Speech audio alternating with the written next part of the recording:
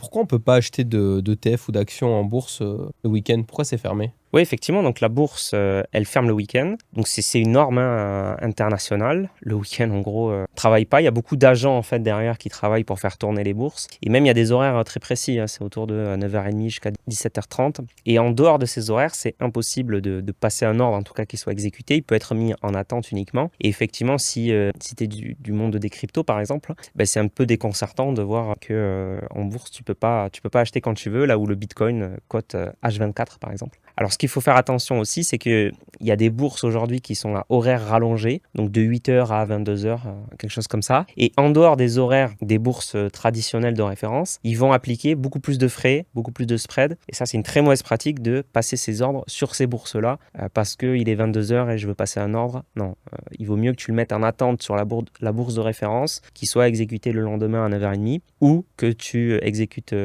passes tes ordres quand les bourses sont ouvertes. Donc ça, il faut faire attention effectivement. Ça veut dire que du coup, le week-end, par exemple, le cours de Apple, ça bouge pas. C'est ça, le cours d'Apple ne bouge pas le week-end. Il y a des ordres qui peuvent arriver et être mis en attente. En fait, ce qui se passe à 9h, c'est qu'on rassemble ces ordres. On fait ce qu'on appelle un fixing, donc on va fixer le prix auquel Apple va démarrer sa cote à 9h30. Et ça peut être un prix différent du prix du vendredi soir quand la bourse a fini. Parce que du coup, le week-end, il y a eu des ordres qui ont été mis en attente. Et tout ça, c'est compilé. Et à 9h30, paf, ça ouvre avec un nouveau prix, avec ces ordres qui sont exécutés instantanément à ce moment-là. Ah, mais donc ça peut bouger le week-end. Donc ça bouge pas vraiment le week-end, c'est-à-dire qu'il n'y a pas de prix, tu vas pas avoir de variation. C'est juste tu vas avoir une forme d'escalier de jour en jour avec un gap. Donc Apple coté $100, imaginons, le vendredi soir. Le lundi matin, il peut coter directement 101. Et tu n'auras jamais pu l'acheter à 100,5 par exemple. Oui, mais ça reste minime en fait. Ça reste relativement minime, sauf si c'est passé un scandale pendant le week-end et tu peux avoir